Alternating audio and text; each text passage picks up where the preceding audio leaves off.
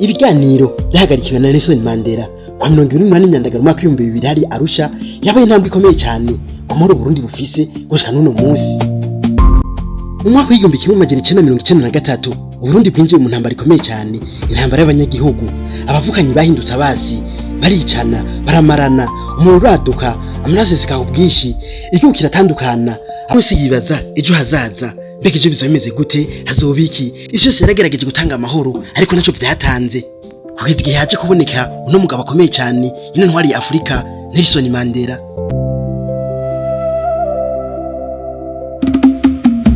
Nelson Mandela yaramaze kuba perezida wa Afrika y'Epfo, yaramaze kwerekana ko kubabarira bishoboka, amahoro ashoboka, abose n'abasi biwe bashobora kubana bavukanyi bakabagenzi n'inshuti.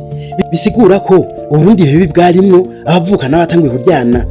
Bari bukeneye umuntu ameze nka Nelson Mandela, yaramaze kubona experience y'ubuzima. Ufungwa imyaka 27, uzize ubusa, uzize ukuri, wafungwa na bene wanyu. Ivyo byari bikwiye kuba ikimenyetso kimwe ko Nelson Mandela ashobora kugira icafa y'u Burundi. Julius Nyerere niyo yatanguje ibiganiro by'amahoro hari Arusha muri Tanzania, ariko mu 1999 Julius Nyerere yari itavye Imana. Ibiganiro byari bigiye gusenyuka cyane. Isi irahamagara Mandela iti turasavye dufashe, turasavye gutsa bajya abantu, turasavye utanga amahoro mu karere.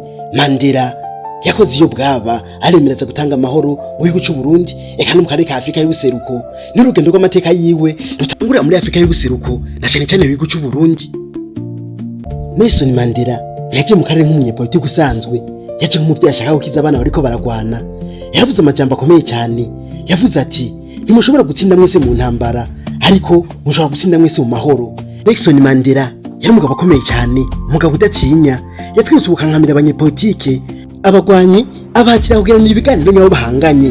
Ikirenze aho ayibutsa ko ubuzima bw'abarundi buruta ubutegetsi bariko baragwanira bose.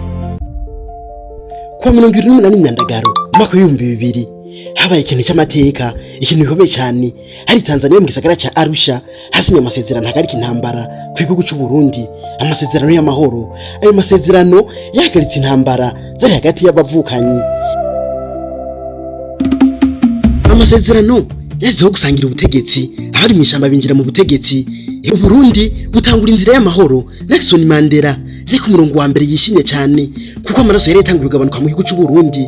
Abantu bari batangiye kubana neza nk'abavukana nk'abonse rimwe.